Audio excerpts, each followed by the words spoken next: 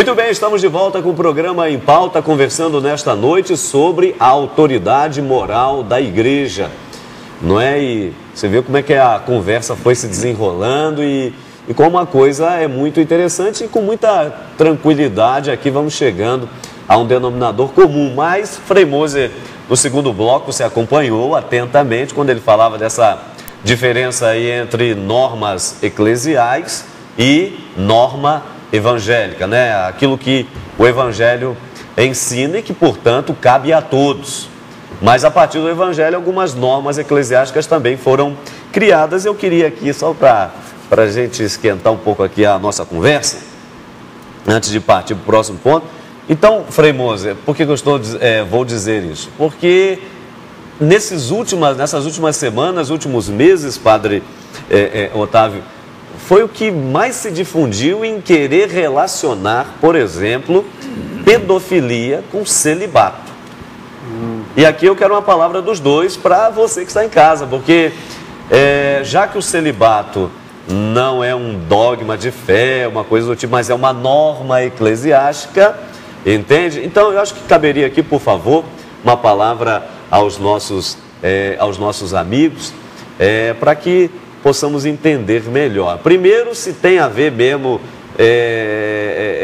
pedofilia com celibato, e segundo, não é porque querem a partir disso aí colocar em xeque o celibato, porque ele seria uma norma e porque seria muito melhor se o padre casasse, a gente não teria casos de pedofilia, por exemplo. Isso é verdade? O senhor concorda com isso? O ponto de partida mais simples é a própria constatação fenomenológica que está à nossa vista. Se a pedofilia fosse exclusiva do problema do celibato, médicos, professores, treinadores de futebol e dentro da família os gravíssimos casos que nós encontramos, eles teriam sido resolvidos e não apareceriam na mídia também, e casos dolorosos como nós acompanhamos às vezes. Então eu acho que não tem quase ou absolutamente nada a ver celibato e pedofilia. A questão da pedofilia é uma desordem moral que pode existir em todos os seres humanos, independente da instituição a que pertencem ou do estado que escolheram para viver.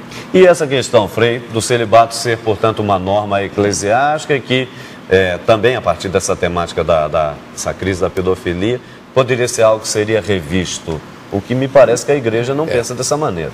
Veja o seguinte, na realidade nós temos sacerdotes unidos a Roma, nas igrejas orientais, que são casados, ou são os chamados ortodoxos. Eu, inclusive, fiz uma longa viagem da Síria para o Líbano, não é? De frente, assim, com um padre ortodoxo.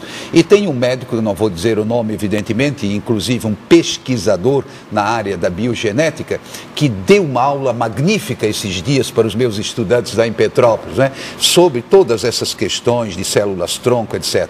E, inclusive, dizendo, eu só trabalho com células adultas, não é? E não com células embrionárias. E depois o pessoal foi como que cercando, daí ele falou, bom, eu sou neto de padre. Eu sou neto de padre, ou seja, é da igreja ortodoxa, não é? Neto de padre. Depois nós temos os diáconos casados, não é? Homens que, vamos dizer, são realmente, fazem parte do ministério, não simplesmente dos batizados, mas que têm um certo, eu diria, grau já de participação maior, são os diáconos permanentes e cada vez mais comuns dentro da igreja. Sim. Então, isso seria como que uma espécie, eu diria, de meio termo. Agora, a igreja continua traduzindo uma experiência multissecular. Há falha, sim, mas, por outro lado, a dedicação que o celibatário pode ter, não é? Dificilmente um pai de família pode ter. Uma coisa é quem já é casado, já constituiu a família, você já sabe quem é o sogro, quem é a sogra, quem são os compadres, quem são as comadres. Outra coisa, alguém, digamos, que vai iniciar uma vida. De repente, a própria situação familiar desse padre iria contrapor-se à sua missão.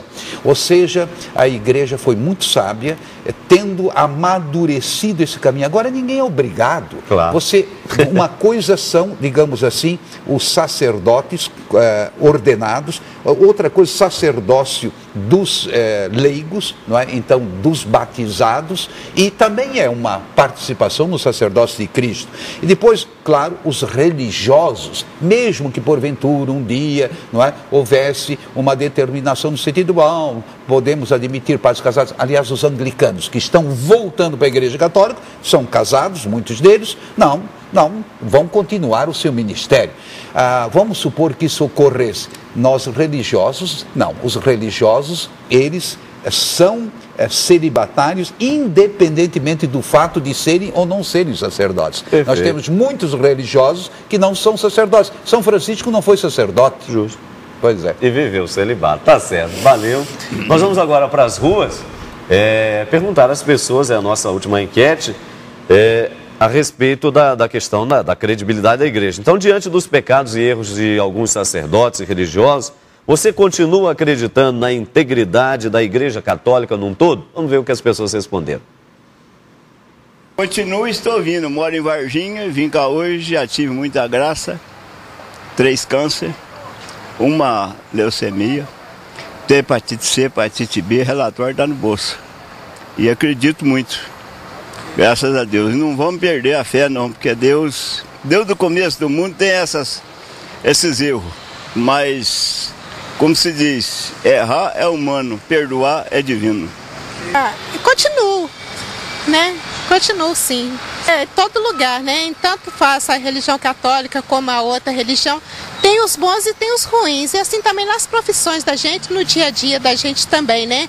Então, como eu falei, eu não vou pelo padre, né? Eu vou sim pela minha fé. Inclusive, voltei até com mais fé, que eu voltei agora de Israel, sabe? Então, é muito interessante. Então, assim, naquela época também já existiam as pessoas iguais a hoje, né?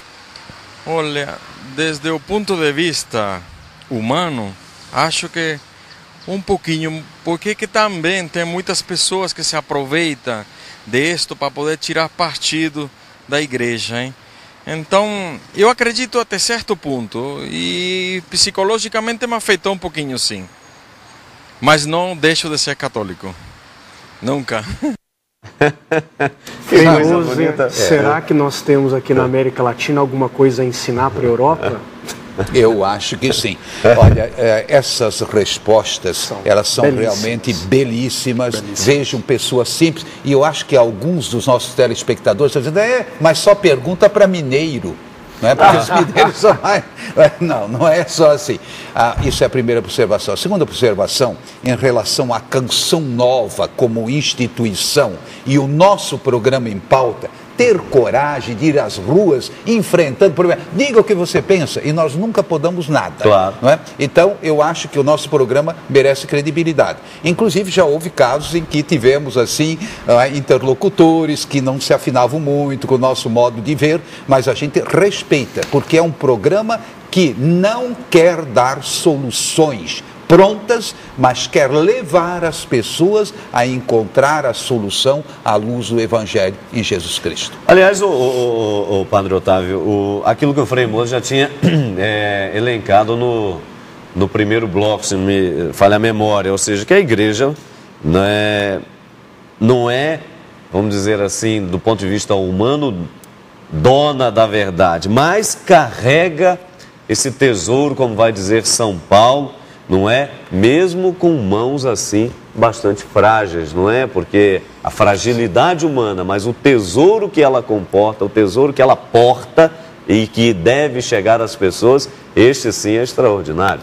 Essa pergunta me faz lembrar o episódio de Jesus e o jovem, porque tanto a moral da igreja como o evangelho todo, que não é só uma questão de moral, é um grande convite às pessoas, não é uma imposição, não é como se diz no popular, forçar a barra a fazer alguma coisa. Jesus chegou diante do jovem e disse, você agora basta, ele disse, eu segui os mandamentos e tal, então abandona tudo e vem me seguir. Ele não conseguiu dar um passo além, e nós vamos dizer que é o passo além da lei de Moisés, o passo das bem-aventuranças de Cristo. A igreja traz sim esse tesouro em vasos de barro, mas não a impõe, trabalha com a liberdade do ser humano.